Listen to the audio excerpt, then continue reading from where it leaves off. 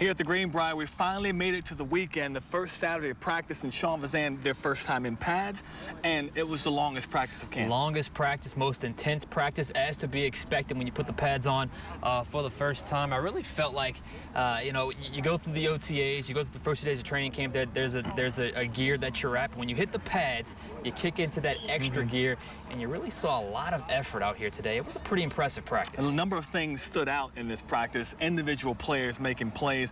Just your observation of a bunch of them. First off, Michael Thomas. I mean, what Sean Payton said they looked for this in this kid when they drafted him. Strong hands, good catching ability and coverage. We're seeing the exact same thing out here. And look, I don't think they expected to see it this quickly. Yes. That started in OTAs. It's carried over into training camp. The catch he made today may have been better than the catch he made yesterday, just because he had contact. He had to readjust himself to the ball. He had to kind of step in front of the defender that was kind of shielding him. So Michael Thomas every day makes a big play. And look, I'm talking about that big play he made, but there was also another big play where he caught the ball tight in traffic on a slant route, a catch that you know, other receivers on this roster, I'm talking about Brandon Coleman, would not have made. So he's got strong hands, he's got an eagerness to please, and he goes after that ball when it's in the air. He reminds you of Marcus Colston, doesn't he? He does. He really does. And he's got a confidence that you just don't normally see in rookies this early. It's like it's not too big for him. So, yeah, Michael Thomas has been a star. The other guy on the other scale, lower, Brandon Cooks, and he's having a good camp. And we expect him to have a good camp. He was the team's best receiver last year,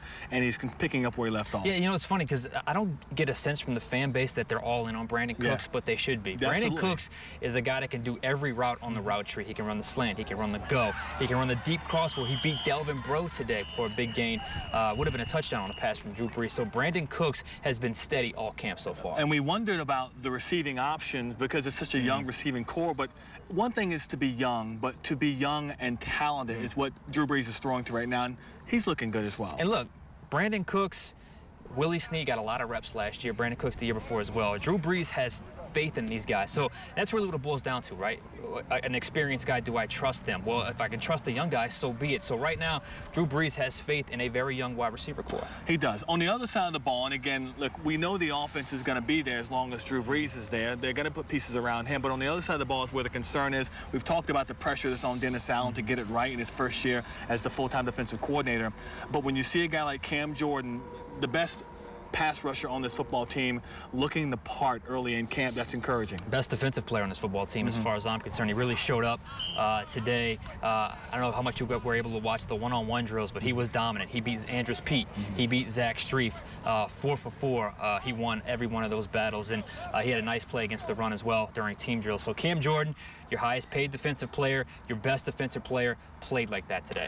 I found one thing interesting, Sean Payton, when he was talking about James Laurinaitis, he called him the next Jonathan Vilma. We know Laurinaitis has been a very productive player when he was in St. Louis, but those are some huge shoes to fill by being called the next Jonathan Vilma. Number 51 means a lot here. Yeah, I think it's not just on the field. I think it's his intelligence as well and his ability to adapt to the players around him, because that's what it's all about, right? If the players around you don't trust what you're saying or don't understand what you're saying, you're really no good to anyone. So I think from a football IQ standpoint, a relatability standpoint, and a guy that's obviously productive on the field, Laurinaitis has really been a good fit for this defense. Delvin Breaux, he got beat one time by Cooks, but it was a heck of a play by Cooks. But outside of that, Breaux has really continued to progress as a cornerback, and he said everyone knows his story. He wants to turn the page on that. He's doing that. Yeah, and you know, I think Delvin Breaux has the size, has the cover ability, has the ball instincts to be an elite level cornerback in this league. He just needs time. And so far in these practices, you've seen it. Today, I counted 3 pass breakups on plays where it was one-on-one. It was going up against a Michael Thomas. He goes up and he wins that battle. So he's fearless. He has great ball skills, and I think he's a guy now. He's more comfortable than what he was a year ago. So he's more than just a feel-good story. Right now, he's a great player on this defense. One thing I want to get to really quickly is something interesting Sean Payton talked about is the new kickoff rule, the touchback rule. If you knee down in the end zone, you're out to the 25. He said the Saints working on a way to get that ball high flight, landing between the 10 and the 5, and take your chances. Yeah, I mean, you would want everyone to you would certainly want your defense to start inside of the 25-yard line, and most coverage units are going to be confident in that. Absolutely. So I think ultimately it's a rule that's going to have more kickoff returns, and we'll see what happens with the Saints in that regard. No doubt. It's been a good first week for this Saints football team here at the Greenbrier. We look forward to bringing you more coverage here on Fox 8. For Sean Vazan, I'm Juan Kincaid. Back to you. Well, this weekend we'll